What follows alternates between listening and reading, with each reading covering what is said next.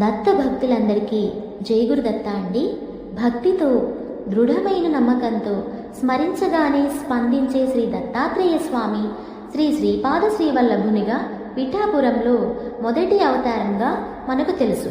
అలాగే రెండవ అవతారంగా శ్రీ నరసింహ సరస్వతి స్వామిగా మనకు తెలుసు.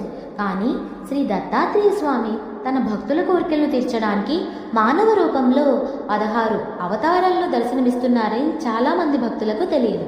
ఆ 16వ అవతారమే శ్రీ కృష్ణశ్యామ కమలనయనుడిగా కార్తీక శుద్ధ ద్వాదశి నాడు అవతరించారు.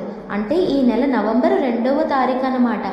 నల్లని కలువ కన్నులతో యోగనిద్రలో ఉన్న శ్రీ దత్తుని ధ్యానించి పూజించి శక్తి కొలది నైవేద్యాన్ని సమర్పించాలి. ఎంతోమంది దత్తభక్తులు కోరికలను తీరుస్తున్న దత్తోపాసకులు శ్రీ ఈశ్వర గారి నరహరి శర్మ గారు రచించి మనందరికీ దత్తప్రసాదంగా ఉచితంగా పంపిస్తున్న గురుచరిత్రను పారాయణం చేయండి. గంటన్నరలోగా పారాయణ చేసుకునే ఈ గురుచరిత్ర మీకు అందుబాటులో లేకుంటే స్క్రీన్ పైన కనిపిస్తున్న ఈ నెంబరుకి మెసేజ్ చేయండి. 9396648880కి మీరు అడ్రస్ని మెసేజ్ చేయండి. మీ సంకల్పాన్ని శ్రీ దత్తుడు త్వరగా నెరవేర్చాక వేములవాడలో దర్శనమిస్తున్న శ్రీ గురు వరసిద్ధి దత్తాత్రేయ స్వామి దేవాలయానికి మీరు వీలైనంత విరాళం మీరు పంపించవచ్చు.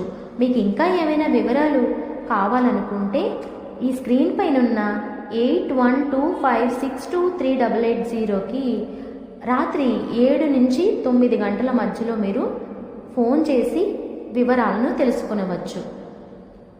తప్పకుండా ఈ నవంబర్ 2న ఈ మంచి సదవకాశాన్ని దత్తుడి పూజకు వినియోగించుకోండి.